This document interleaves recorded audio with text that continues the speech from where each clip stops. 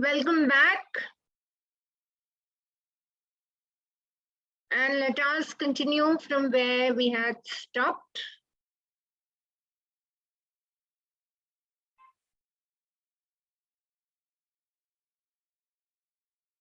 So this is exactly where I had stopped for you before we disconnected. And then is a weekly CCT, which is a weekly quiz kind of a thing to check your competency-based assessment. So on the CBSE website, you will be able to see this always.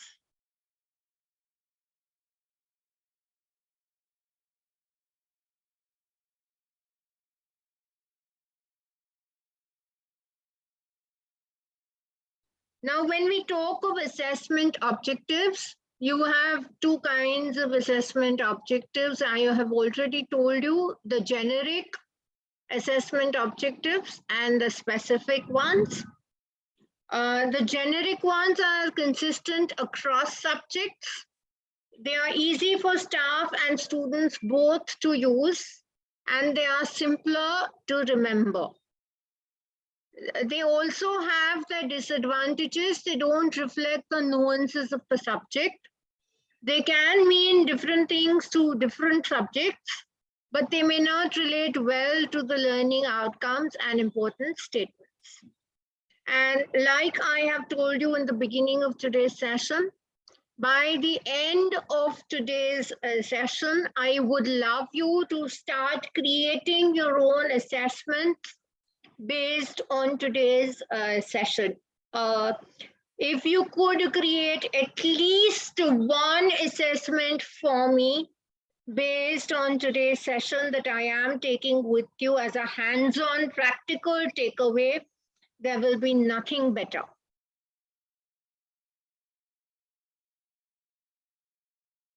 So let us look at assessment objectives. We normally divide assessment objectives into 4 broad categories. So assessment objectives are 1, assessment objectives level 1. Whether the students are able to demonstrate understanding of explicit meanings, spashtikaran, spashtata.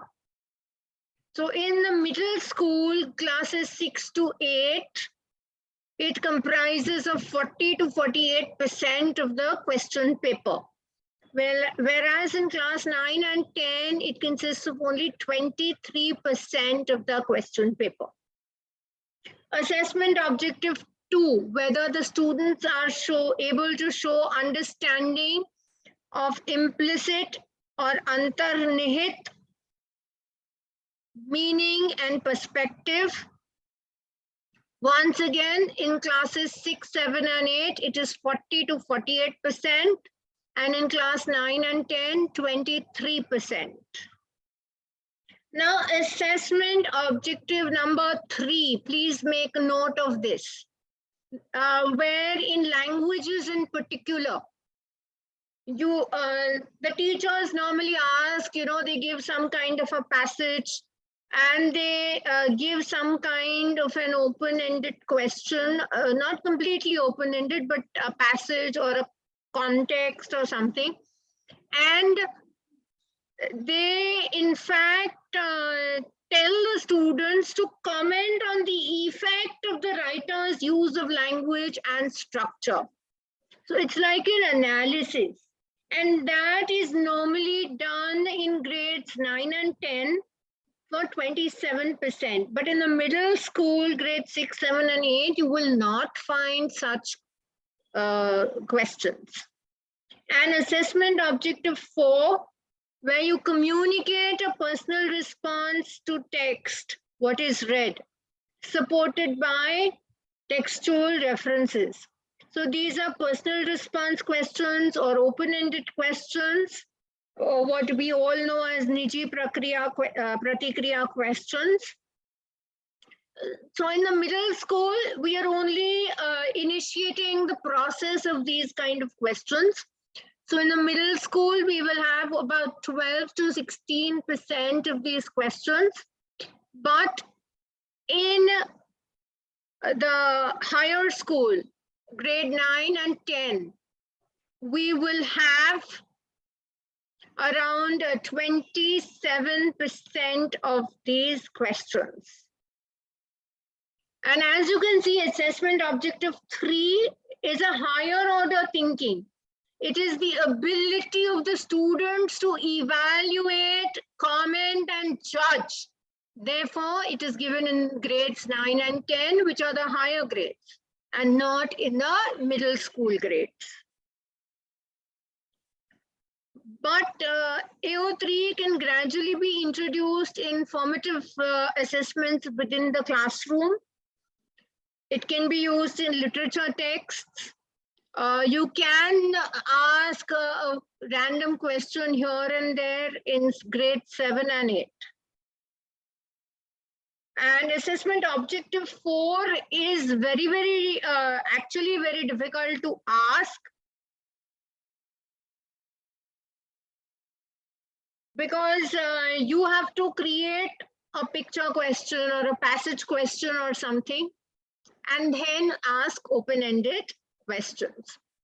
So when you go to ask these kind of questions, it does become slightly difficult.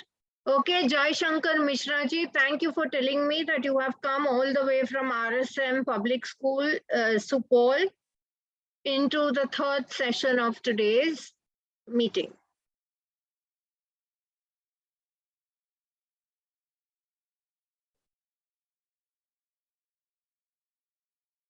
And I still see some more chat coming.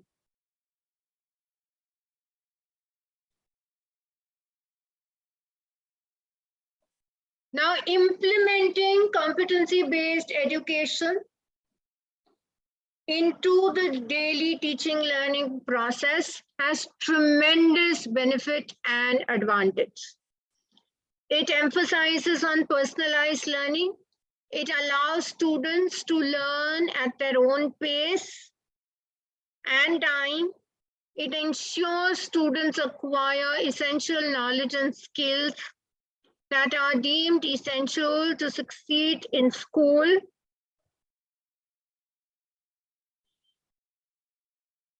higher education, career, and life. Supplies educators information about essential student learning process and progress, provides a framework to the instructors for identifying learning options, curriculum programs that meet the needs of students,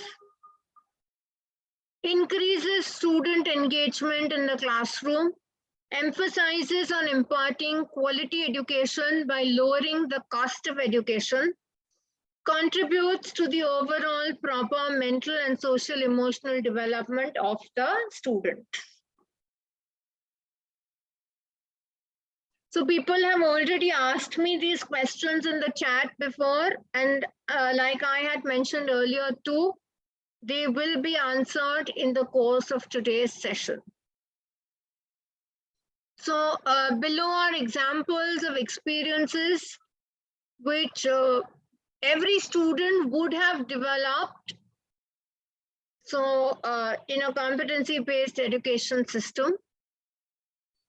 So the students would feel confident about these pointers. You may take note of them. I am fully supported in developing academic knowledge and skills, the ability to apply what I have learned to solve real-world problems, and the capacities I need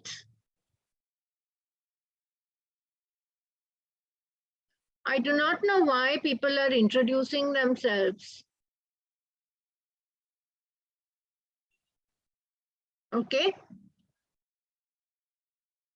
So the ability to apply real world problems, capacities to become independent, and a lifelong learner. So this I too would love to share a personal experience. Just this morning, I had a parent coming to see me. And he was telling me that he is working, he's a working parent, He has completed his engineering from one of the IITs. He has also given his UPSC, and for the last 20 years, he's working with the government of India. He has also done his graduation after UPSC into one of the humanities subjects. And currently he is doing LLM, which is law. He's done LLB, now he's doing LLM. And he's also now helping his elder daughter into her commerce subjects, where he is helping her cope with projects with difficult subjects like marketing. So you can understand how difficult it must be for the gentleman to take on art, science, commerce, humanities, fine art, all of it, plus his career in the UPSC. And you can see how beautifully he has become a lifelong learner. Similarly, all of you little brilliant educators are also becoming lifelong learners. So I feel safe and I'm willing to put forward my best foot to take on challenging knowledge and skills because I have a deep sense of belonging. I feel that my culture, the culture of my community, and my voice is valued. And see on a daily basis that everyone in the school is committed to learning. I have the opportunity and support to learn the skills that allow me to take responsibility for my learning and exercise independence. I have access to full comprehension of learning targets and expectations of what proficiency means. I have the opportunity to learn anytime, anywhere, with flexibility to take more time when I need it to the fullest. And go ahead with full mastery, go deeper, pursue learning, and demonstrate learning relevant to my interest and my future. Thus, we can see competency being developed.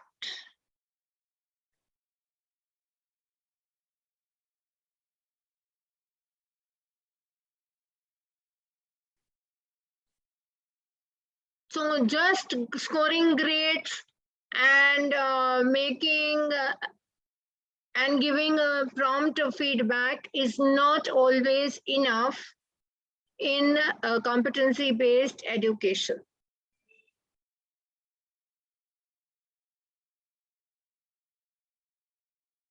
So just give me a moment. I need to move out of this PPT and start the other PPT, which of course is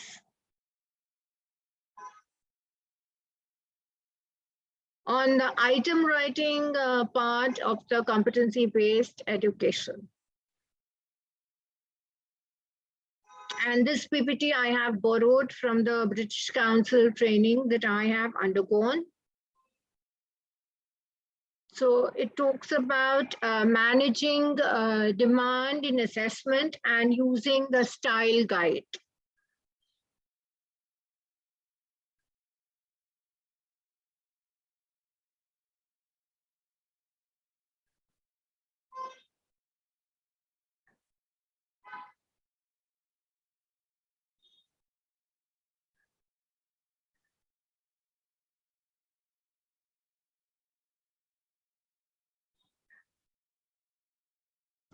So when we talk of this, there are some important types of questions and marking schemes.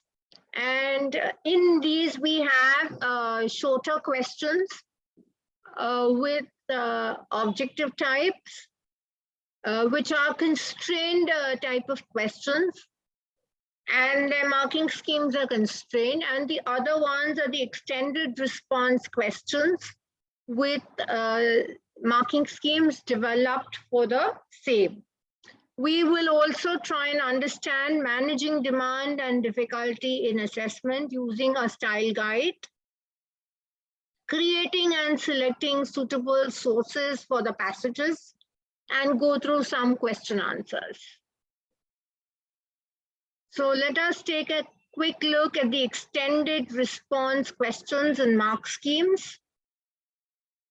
And our purpose today is to explore how we manage demand of assessments, discuss the need to manage item writing process so that good quality items can be created.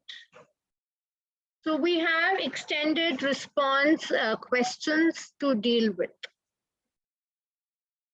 And for a few minutes, I'm going to close the chat box and disallow the chat.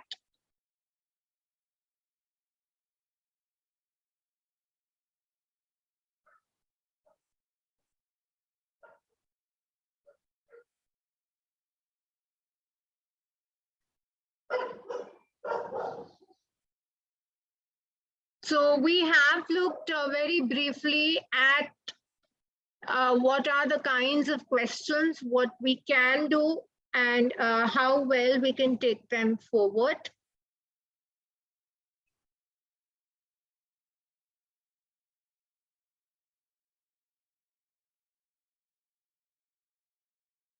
We have to be able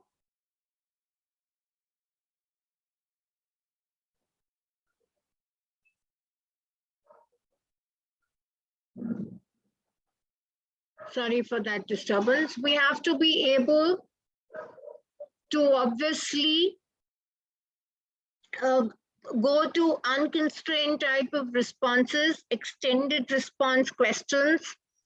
These we would normally use for long answers, essay type answers, answers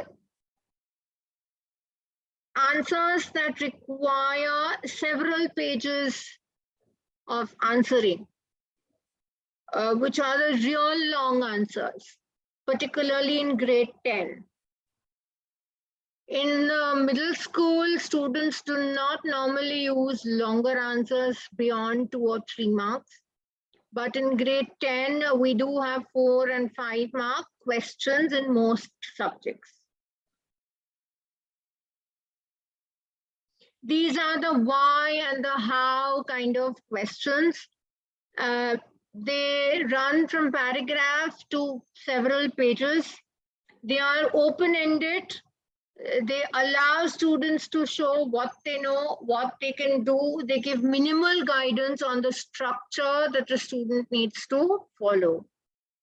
So when we talk of students being able to gather information together and presenting it in a coherent manner, it is more demanding to ask as they have to structure their response. And in this particular case, we should teach students how to structure, how to arrange and organize information in a clear and logical manner. Even if it's a 5-mark question, it is the responsibility of the student to give a structured answer, and in a more, it's a very demanding task, mind you, that they need a lot of practice to write it out. So we can provide a scaffolding to the students in questions like these, and weaker students will receive help in this kind of a scenario. They should address in their answer, not restrict. So when you are helping the weaker students, you will help only those students with a lot of scaffolding points. But the students who are brilliant, those students who are capable of doing their own answers, writing their own structure, should be allowed to do it. Do not restrict the bright children. And this kind of a level of response mark scheme is not generally seen in subjects like mathematics, but it is seen in other subjects. So let us see what are the example of level of response mark schemes. We would normally give a rubric with descriptors and the marks awarded. So the level response 0, where the answer has nothing worth rewarding, and the mark awarded would also be a 0. When you look at level response 1, limited evidence of critical awareness, limited use of textual detail, then you would award 1 or a 2 mark to it. Some straightforward comment on language or structure features that show the writer's idea, some use of textual detail beginning to support comments, then about 3-4 marks. A generally clear explanation of language, structure, conveying the ideas of a writer, using of textual reference to support the explanation. Then you will move to about giving 5-6 marks. On a clear analysis of language structure and conveying the writer's ideas, and a wide range of research or references used to support the analysis, then you will obviously give higher marks at 7 or 8. But your best answer will be a 5-level answer, a perceptive analysis of language structure, conveying the writer's ideas, well-selected references used as an integral part of the analysis. Now, in grade 6 to 8, as I have shown you in the previous slides, this particular level of response, LOR questions, are not used. They have assessment specification.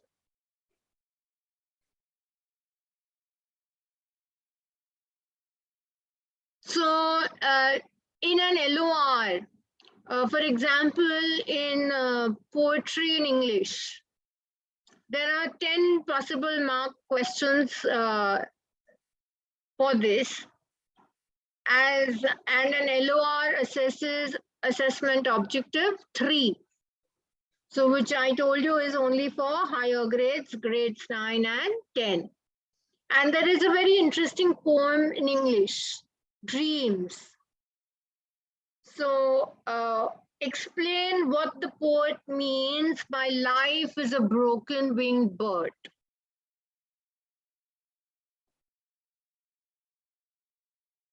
Okay, in the poem Dreams we did earlier, if there is a question like explain what the poet means by life is a broken winged bird, then you could have a level of response mark scheme like the one on your screens right now.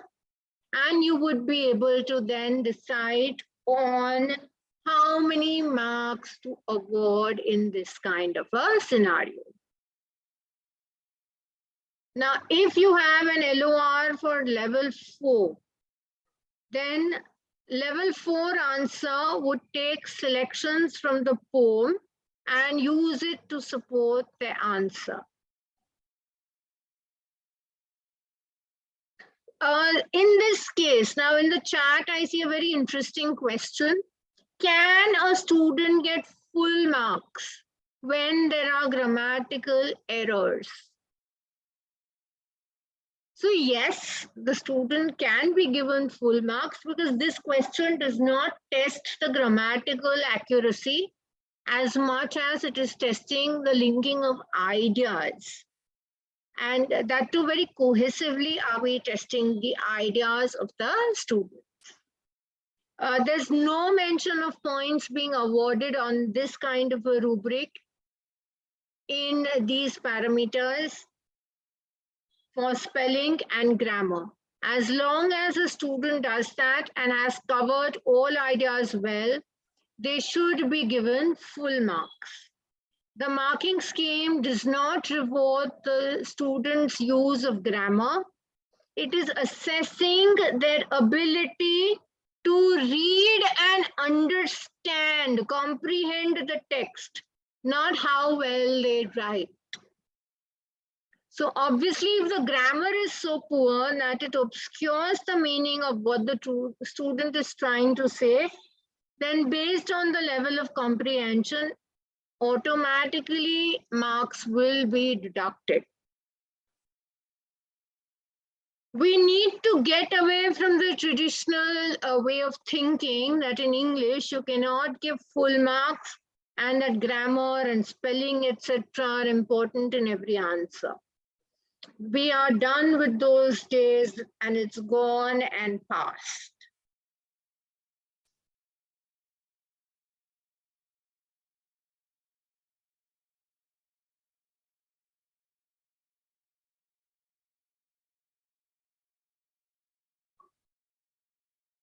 So then we have a novel approach.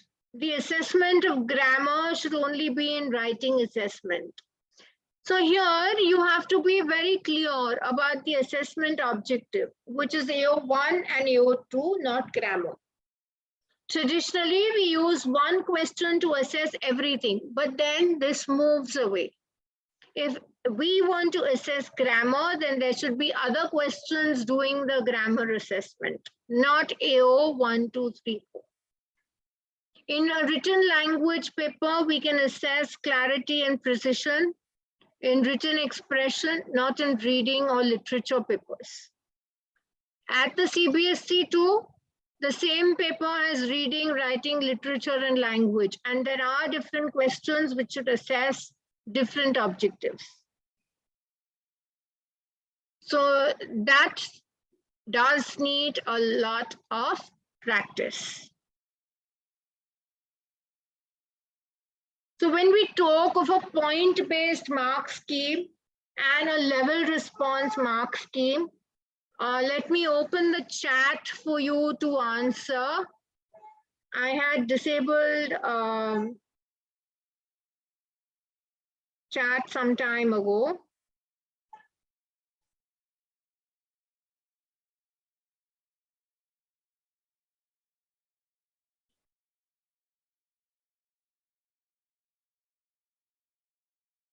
Okay, so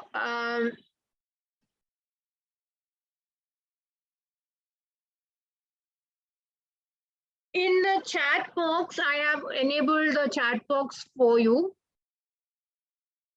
And I'm keeping it right in the center of my screen so I can also see it quickly. What is a level of response marking scheme used for, and what is a point-based marking scheme used for? You may put it quickly in the chat.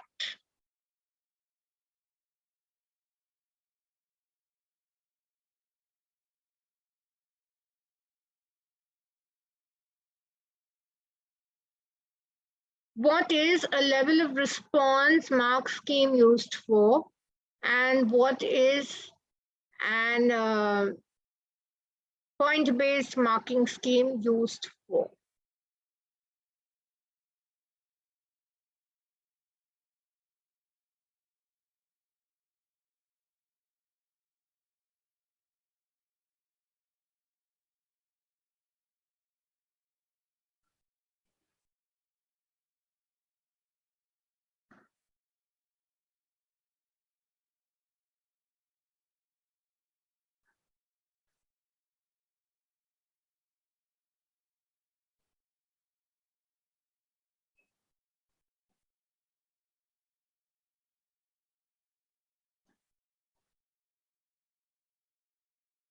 And I see no responses coming. What is a level of response mark scheme and what is a point-based mark scheme used for?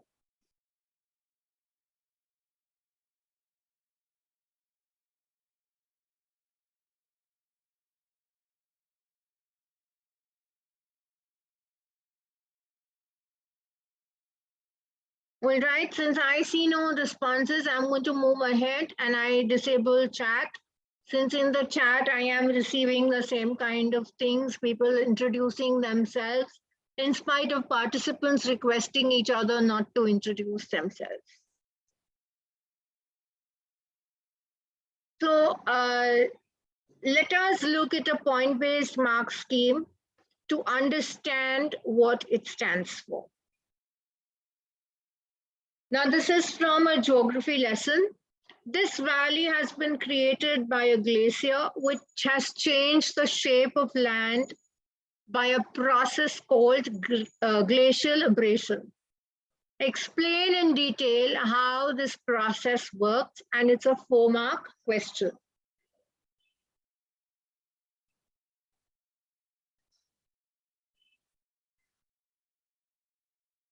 Now look at this. If it's a 4-mark question, it should have a minimum of 4 points.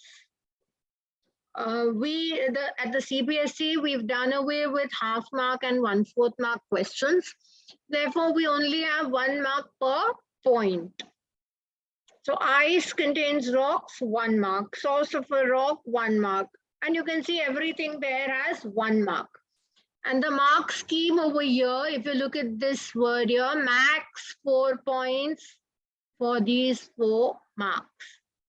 When you have 1 point per mark, it becomes a point-based marking scheme. And when you have to show, like the previous slide that I showed you, you have extended response answers. It's a level of response marking scheme.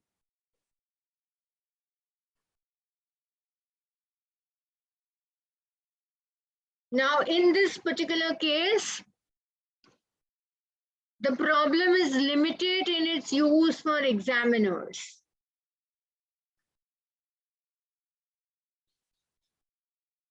So in a point-based mark scheme,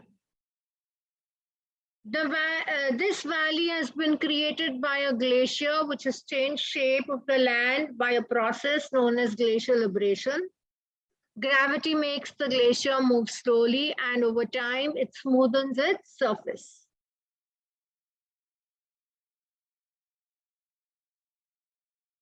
Does this response deserve 4 marks? Is it adequate? If you were assessing the paper, would you give it marks?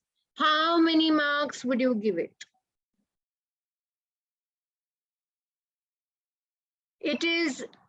It makes no mention of the essential mechanism of abrasion, like scraping or scraping the ground, or the glacial effect, or the rocks, or the moving ice. It seems quite invalid to give 4 marks to a response that offers an answer which has no mechanism to explain the process. The problem is that a point mark scheme is a list of points that gain credit and is unable to differentiate the importance of different points. Every single point is treated equally in a point-based marking scheme. So it's very good to use a point-based marking scheme for constrained responses where you have very short and short answers, 1 mark per point. Every point is given equal value. There is no reward for selecting the most important point. In fact, it pays to mention everything you can think of, even if it may not be relevant. The attraction of a point-based mark scheme can be that by turning marking into a fairly objective process of spotting the points students mention, it maximizes reliability of marking. But the price that we pay may often be the loss of the validity of a marking scheme. So when we summarize to a point-based marking scheme, we understand that students will be awarded fairer marks provided they are writing the required number of points correctly. And you need to take a different approach and use a level of response marking scheme. Now, when you look at a level of response marking scheme, you can see at level response 0, nothing worthy to credit. Level response 1, limited isolative descriptive points, 1 mark. Description of basic facts without any link of effects to the cause, 2 marks. Clear descriptions, relevant facts, some explanation relating to the effect and cause, 3 marks. And a very well-structured explanation linking the cause and effect will fetch you a full 4 mark. So that would be a level of response marking scheme where we see all the 4 levels from 0 to 4. We see the marks being awarded per descriptor.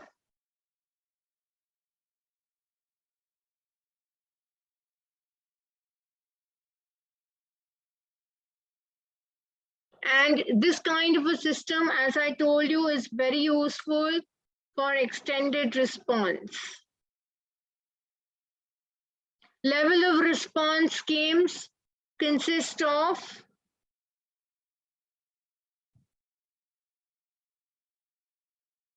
three points or 3 parts: a set level of descriptors, indicative content, instructions on how to use the marking scheme, and they are often used in conjunction with marked pieces of work to show the standard expected in answers of specific levels.